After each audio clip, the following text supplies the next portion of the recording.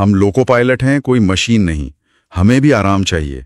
अगर हम थक गए तो सिस्टम भी थक जाएगा। हाँ बिल्कुल। ये सीधा इशारा है उस प्रणालीगत मुद्दे की तरफ जिसे अक्सर नजरअंदाज कर दिया जाता है। मतलब एक अनुभवी लोको पायलट है श्रीनिवासन, उनके जीवन और उनके काम की जो चुनौतियां हैं उस पर आधारित है। तो कोशिश रहेगी कि इसके जरिए इस मौन सेवा को थोड़ा समझे। हाँ, और ये समझना जरूरी है क्योंकि ये सिर्फ श्रीनिवासन का जो अनुभव है वो हमें उस भारी जिम्मेदारी, निजी त्याग और कई बार जो अनदेखा रह जाता है उस साहस की झलक दिखाता है। ये देखना दिलचस्प होगा कि कैसे एक व्यक्ति का फैसला, एक पल की क्या कहते हैं सतर्कता, कैसे सैकड़ों जिंदगियों पर असर डाल सकती है। बिल्कुल। तो चलिए सीधे चलते हैं चेन्नई सेंट्रल स्टेशन की उस रात में। जैसा रात का समय है, ट्रेन जाने को तैयार, और श्रीनिवासन इंजन के पास खड़े हैं, पर उनके दिमाग में सिर्फ सिग्नल नहीं घूम रहे हैं। अच्छा, क्या चल रहा है कि उनके कानों में बेटी की आवाज गूंज रही है, अप्पा इस बार तो बर्थडे साथ मनाओगे ना। यहीं से शुरू करते हैं इस कहानी को, और इसके पीछे जो बड़े सवाल हैं उनकी पड़ताल। ये तो शुरुआती काफी भावनात्मक है। हाँ, तो ये श्रीनिवासन दक्षिण रेलवे में, जैसा मैंने कहा, 28 साल का अनुभव। 28 साल, काफी लंबा समय। बहुत लंबा। पता है कि उनका चेहरा एकदम शांत रहता है, शायद हजारों यात्राओं की थकान और अनुभव लिए हुए, पर इसी शांति के पीछे एक पिता भी है जो लगातार 3 साल अपनी बेटी का जन्मदिन उसके साथ नहीं मना पाया। ये जो विरोधाभास है, यही शायद इस नौकरी की पहली परत है ना? बिल्कुल। और ये सिर्फ जन्मदिन की बात नहीं है, ये पेशा ही कुछ ऐसा है जहां मतलब निजी जिंदगी और कर्तव्य के बीच एक लगातार कशमकश चलती है। सही। लोको पायलट होना सिर्फ ट्रेन चलाना भर नहीं है, ये तो लगातार बदलते मौसम, वो जटिल सिग्नल सिस्टम, टाइम टेबल का प्रेशर। हाँ, टाइमिंग का प्रेशर तो बहुत होता होगा। और सबसे बढ़कर उन सैकड़ों यात्रियों की सुरक्षा की जिम्मेदारी। एक छोटी सी, बिल्कुल छोटी सी चूक की भी गुंजाइश नहीं होती। लेख में उनकी दिनचर्या का भी जिक्र है। कभी सुबह 3 बजे उठना पड़ रहा है, अक्सर नींद पूरी किए बिना ही ड्यूटी पर, परिवार से हफ्तों दूर रहना, और वो ऑन टाइम डिपार्चर का जो प्रेशर है। सुनने में शायद आसान लगे, पर असल में ये लगातार एक मानसिक और शारीरिक तनाव वाली स्थिति है। हाँ, और इस तनाव का असर सिर्फ उन पर नहीं पड़ता होगा, यकीनन पूरे परिवार पर पड़ता है। हाँ, पत्नी लक्ष्मी, उनकी चिंता का जिक्र है, उनकी प्रार्थनाओं का जिक्र है। रेलवे परिवारों में शायद ये समझ ज्यादा गहरी होती है कि इंजन की सीट पर जो बैठा है वो हर सफर में एक जोखिम उठा रहा है। ये एक तरह से मतलब नौकरी नहीं, एक जीवन शैली बन जाती है जिसमें अनिश्चितता और चिंता जैसे स्थायी भाव हैं। और इसी जिम्मेदारी और जोखिम का एक जीता जागता उदाहरण है वो बरसाती रात वाली घटना। हाँ, बताइए उसके बारे में। श्रीनिवासन तिरुपति चेन्नई ट्रेन चला रहे थे। मौसम विभाग की तरफ से भारी बारिश की चेतावनी थी। पटरियों पर पानी भरने का खतरा। आदेश था सावधानी से ट्रेन चलाएं। ठीक है। रात के करीब 2 बजे का वक्त। कांचीगुड़ी सेक्शन में विजिबिलिटी मतलब दृश्यता लगभग 0 हो गई।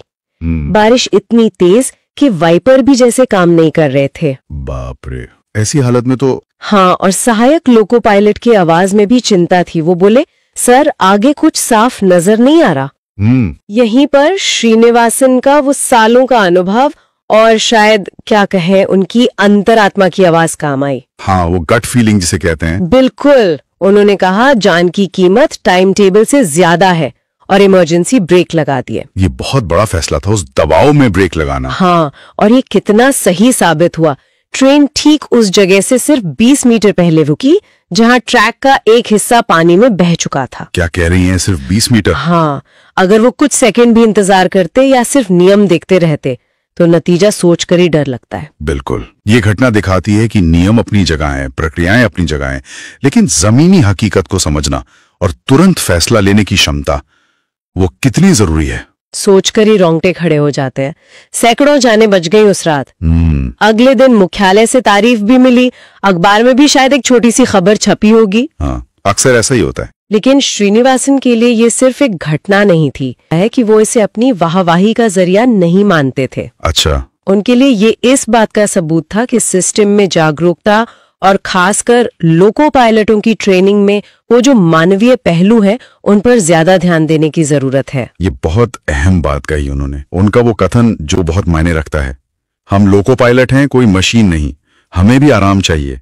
अगर हम थक गए तो सिस्टम भी थक जाएगा। हाँ बिल्कुल। ये सीधा इशारा है उस प्रणालीगत मुद्दे की तरफ जिसे अक्सर नजरअंदाज कर दिया जाता है। मतलब क्या रेलवे के पास ये थकान प्रबंधन यानी फटीग मैनेजमेंट, इसकी सही नीतियां हैं? क्या वो प्रभावी हैं? ये सवाल तो उठता है। और क्या ट्रेनिंग सिर्फ तकनीकी चीजों तक सीमित है, या उसमें ये तनावपूर्ण स्थितियों में फैसले लेना या मानवीय भूल को कैसे कम करें, ये मनोवैज्ञानिक पहलू भी शामिल हैं?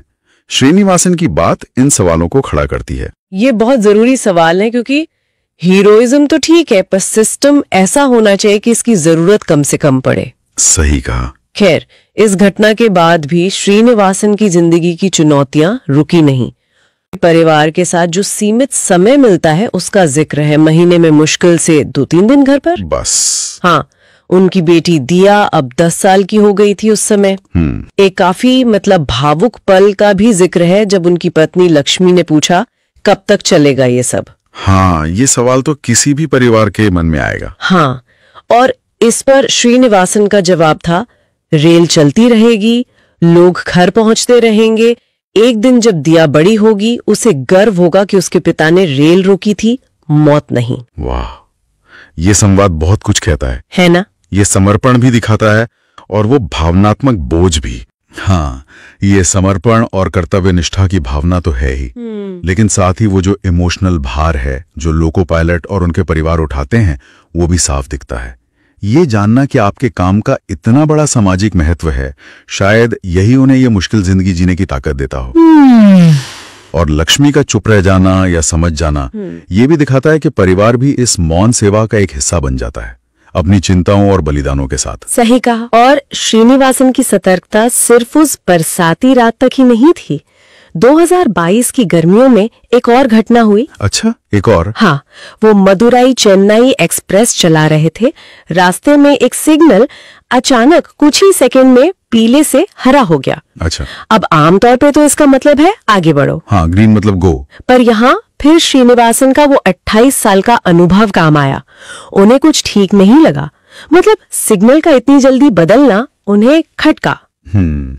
इंट्यूशन। हाँ, उन्होंने तुरंत ट्रेन की रही धीमी कर दी, और जैसे ही ट्रेन एक मोड़ पर पहुंची, उन्होंने देखा कि उसी ट्रैक पर सामने एक मालगाड़ी खड़ी थी। अरे बाप रे! उसी ट्रैक पर। हाँ। कोई तकनीकी खराबी थी जिसके कारण 2 ट्रेनें एक ही पटरी पर आ गई थीं। उन्होंने फौरन इमरजेंसी ब्रेक लगाए और ट्रेन मालगाड़ी से बस कुछ ही मीटर पहले रुक गई। ये तो कमाल की सतर्कता है। मतलब यहाँ तकनीक ने धोखा दिया, पर इंसान के अनुभव और उसकी वो जो गट फीलिंग है, हाँ, उसने एक बहुत बड़ी दुर्घटना टाल दी। जांच में पता चला कि ये एक गंभीर सिग्नलिंग फेलियर था। ये घटना फिर से उसी बात पर जोर देती है, ऑटोमेशन और तकनीक ठीक है, अपनी जगह है, लेकिन मानवीय निरीक्षण, अनुभव और एक क्या कहते हैं संदेह करने की क्षमता, वो सुरक्षा की आखिरी दीवार हो सकती है। बिल्कुल। ये एक और उदाहरण है कि लोको पायलट सिर्फ निर्देशों का पालन नहीं करता, उसे लगातार स्थिति का आकलन करना होता है। सही। इस घटना के बाद श्रीनिवासन को पेरम्बूर मुख्यालय में सुरक्षा सेवा पदक से सम्मानित किया गया। अच्छा, सम्मान मिला? हाँ, और इस बार उनकी बेटी दिया भी वहां मौजूद थी, और उसका वो कहना, अप्पा यू आर माई हीरो, ये शायद श्रीनिवासन के लिए सबसे बड़ा इनाम रहा होगा। यकीनन बेटे की नजर में हीरो बनना। बिल्कुल। और मंच से श्रीनिवासन ने जो कहा वो भी बहुत गहरा था। उन्होंने कहा, हम रेल चलाते हैं, पर असली इंजन वो विश्वास है जो यात्री हम पर रखते हैं। एक पायलट की थकान या गलती सिर्फ सिस्टम नहीं, समाज को विफल कर सकती है। ये शब्द सीधे दिल में उतरते हैं। बहुत बड़ी बात कही उन्होंने। अपनी जिम्मेदारी को सिर्फ नौकरी नहीं, बल्कि एक सामाजिक अनुबंध, एक सोशल कॉन्ट्रैक्ट की तरह देखा। हाँ, और यही सोच उन्हें शायद खास बनाती है। रिटायरमेंट के करीब होने के बावजूद उनकी आंखों में वही चमक है। वो पटरियों में सिर्फ लोहा और कंक्रीट नहीं देखते, बल्कि जिम्मेदारी, परिवार, समाज, कर्तव्य, ये सब देखते हैं। उनका वो वाक्य, हम मंजिल तक पहुंचते हैं फिर भी अपने घर देर से पहुंचते हैं, ये इस पेशे के सार को पकड़ता है। बिल्कुल। ये सिर्फ एक नौकरी नहीं, एक जीवन दर्शन बन जाता है। उनकी कहानी वाकई नए पायलटों के लिए प्रेरणा है, लेकिन साथ ही मैं कहूंगा सिस्टम के लिए एक आईना भी है। सही कहा। श्रीनिवासन कोई अकेले नहीं है। हाँ, ये जरूरी है याद रखना। भारतीय रेलवे में ऐसे हजारों गुमनाम नायक हैं जो रोज इसी तरह की चुनौतियों का सामना करते हैं, बिना किसी शिकायत के, बिना सुर्खियों में आए। उनकी नींद में कटी रातें, परिवार से दूरी, त्योहारों पर भी ड्यूटी, ये सब उस मौन सेवा का हिस्सा है। बिल्कुल सही कहा। अगली बार जब ट्रेन की सीटी सुनाई दे या हम प्लेटफॉर्म पर खड़े हों, तो शायद हम एक पल के लिए उस इंजन की कैब में बैठे व्यक्ति के बारे में सोच सकते हैं। हाँ, सोचना चाहिए। उस आवाज के पीछे सिर्फ मशीन नहीं है, किसी की सतर्कता है, किसी की चिंता है, किसी का त्याग है और किसी का अपने काम के प्रति गहरा समर्पण है। वो लोहे के पहिए देश की रफ्तार तय करते हैं, लेकिन उन्हें दिशा देने वाला एक इंसान का दिल और दिमाग होता है। बहुत खूब कहा। तो श्रीनिवासन की कहानी के माध्यम से हमने लोको पायलटों के जीवन की जो जटिलताएं हैं, उनकी असाधारण जिम्मेदारियां हैं और वो निर्णायक पल, उनको समझने की कोशिश की जब उनकी एक सूझबूझ जिंदगियां बचा लेती है। ये सिर्फ तकनीकी कौशल का काम नहीं है, बल्कि इसमें साहस, धैर्य और गहरे मानवीय मूल्य भी शामिल है। और मुख्य बात ये निकल कर आती है कि हमारी जो बड़ी बड़ी व्यवस्थाएं हैं, जैसे रेलवे, वो सिर्फ तकनीक, नियम और बजट पर नहीं चलती। सही। वे उन अनगिनत लोगों के समर्पण, उनकी निष्ठा और उनके रोजमर्रा के जो बलिदान हैं, उन पर टिकी होती हैं, जिन्हें हम अक्सर देख नहीं पाते। श्रीनिवासन जैसे लोगों की कहानी हमें उन मानवीय स्तंभों की याद दिलाती है। बिल्कुल। और अब श्रोताओं के लिए एक आखिरी विचार छोड़ जाते हैं। अगली बार जब कोई ट्रेन गुजरती दिखे या उसमें सफर करने का मौका मिले, तो क्या हम एक पल रुककर उस इंजन में बैठे इंसान के बारे में सोचेंगे? उस अनाम चेहरे के पीछे की कहानी, उस लगातार सतर्कता और उस मौन सेवा के बारे में जो चुपचाप हमारे समाज को चलायमान रखती है। इस पर जरूर सोचिएगा।